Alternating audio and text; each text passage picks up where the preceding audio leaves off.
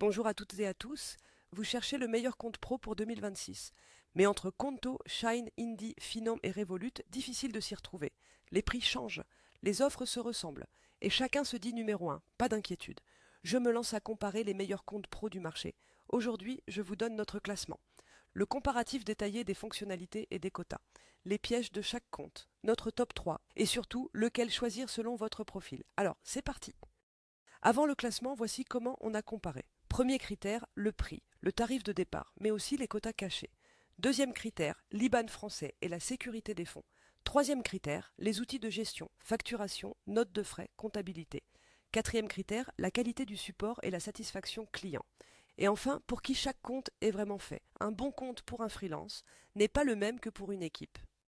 Voici notre classement, sous vos yeux. En tête, Conto avec une note de 4,6. C'est le plus complet, mais aussi l'un des plus chers, dès 9 euros. Juste derrière, Indie 4,3, gratuit, parfait pour les freelances qui veulent être compte et comptabilité au même endroit. Ensuite, Shine 4,2, simple et rassurant, adossé à la Société Générale. Puis Finom 4,1, fort sur le cashback et l'Europe. Et enfin, Revolut Business 4, dès 10 euros, imbattable à l'international. Maintenant, entrons dans le détail. Regardons les fonctionnalités et les quotas côte à côte. Sur le prix d'entrée, Indie, Shine et Finom démarrent à 0 euros. Conto est à 9, Revolut à 10. Pour une offre vraiment gratuite, seuls Indie, Shine et Finom cochent la case. Côté IBAN français, tout le monde suit, sauf Revolut où ce n'est pas toujours garanti. Le point fort d'Indie, c'est la comptabilité automatisée, personne d'autre ne le fait aussi bien. Finom, lui, est le seul à offrir du cashback sur la carte.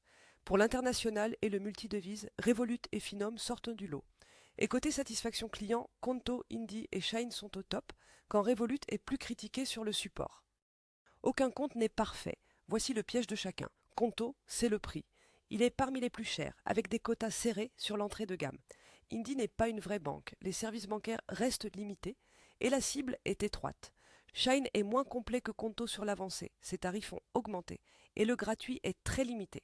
Finon est encore jeune en France, ses offres haut de gamme sont chères et la gestion moins poussée.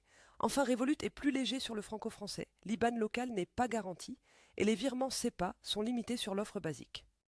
Récapitulons notre podium. La médaille d'or revient à Conto, la palette d'outils la plus riche et une satisfaction client au top. La médaille d'argent, c'est Indie, le meilleur choix si vous voulez gérer votre compta sans vous prendre la tête. Et la médaille de bronze pour Shine, simple, rassurant et adossé à la Société Générale. Trois excellents choix, mais pour des besoins différents. Alors, lequel choisir? Si vous débutez et voulez du gratuit, partez sur Shine ou Indie. Si vous voulez le compte le plus complet, avec tous les outils, c'est Conto sans hésiter. Si vous travaillez beaucoup à l'international, regardez Revolut ou Finon. Et si vous voulez de la simplicité et la sécurité d'un grand groupe, Shine est fait pour vous. En clair, il n'y a pas un seul meilleur compte. Il y a le meilleur compte pour vous.